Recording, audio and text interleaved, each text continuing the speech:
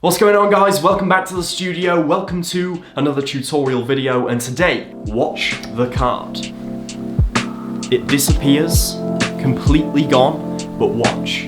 With just a flick, it returns. And if you want to learn that, I might teach it in a future video, but today I'm going to be teaching you the Macmillan one-handed turnover switch, which is a bit of a mouthful, but essentially it does what it says on the tin. It is a one-handed switch where you turn one card into another in the act of turning it over.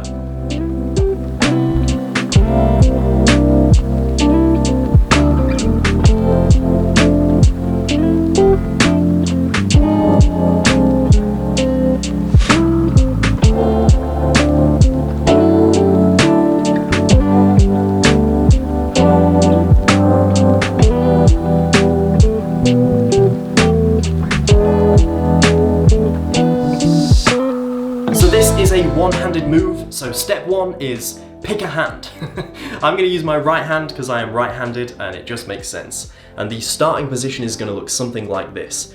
Essentially, it's a classic palm, slightly different to a classic palm, but it's pretty much the same thing. Now, I'm not normally a big fan of the classic palm because I sort of think you end up looking like a Lego person with your fingers all clenched together, so try and relax, try and mirror your hands, try not to draw attention to it, and the number one way of doing that is by simply not looking at it. Something that I used to get wrong as a beginner all the time is looking at something when I'm palming it. Just don't look at it, and honestly that helps so much in the audience not being able to notice it.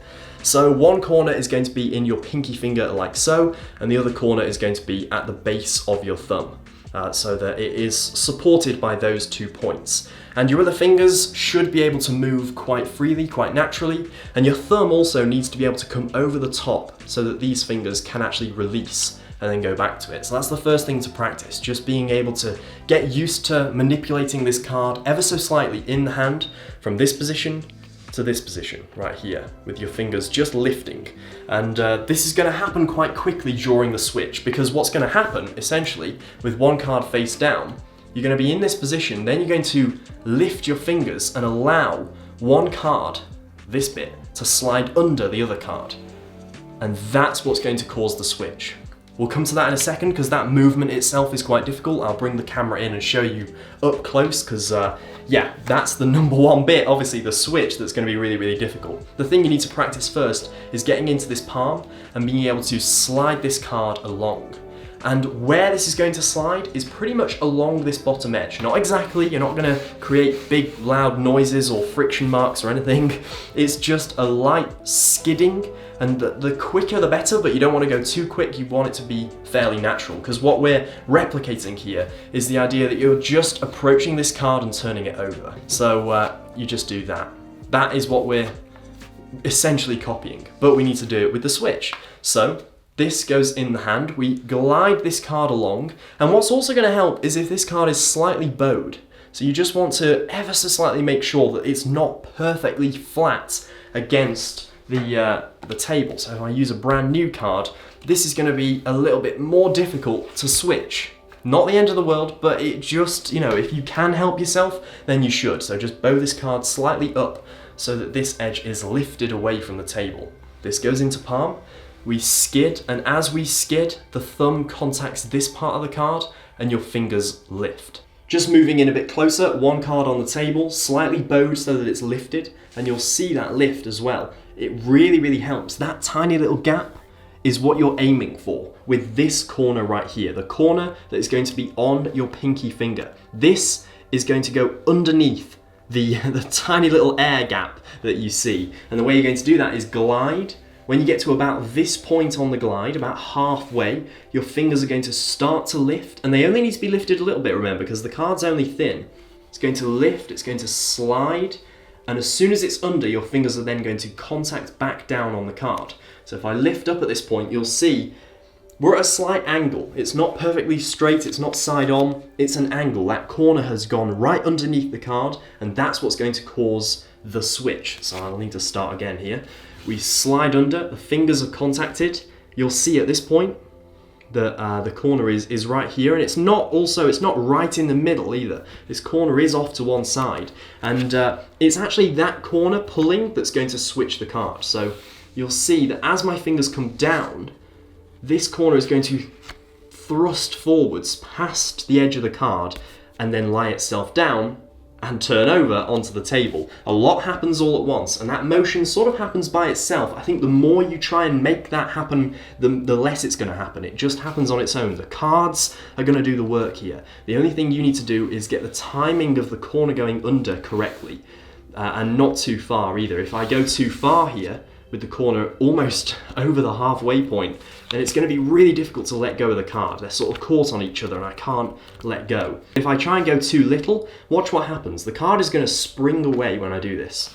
If I go too little, it flies across the room. Two extremes, and it's finding somewhere in the middle of, not being able to let go and letting go too much, that the sweet spot is, that the switch is going to happen. And part of that just comes down to the grip. And yes, I know at first this is really difficult, but there's going to be a certain point where it just clicks and you're going to be able to switch the cards. Now, the position this ends up in is not a classic palm. It's a grip like this with these fingers curled over. Because remember, as we do the switch, these fingers curl down and this thumb pushes forwards, lays this card down, or it might just sort of go down onto the table on its own, and then you're left like this with this card being held against the palm by these curled fingers. One more time, from the very beginning in fact, this is bowed, bit of air gap, this corner is aiming right forwards, it's going to glide along the surface of the mat. When you get to about this point, your fingers are going to lift, they're going to go under,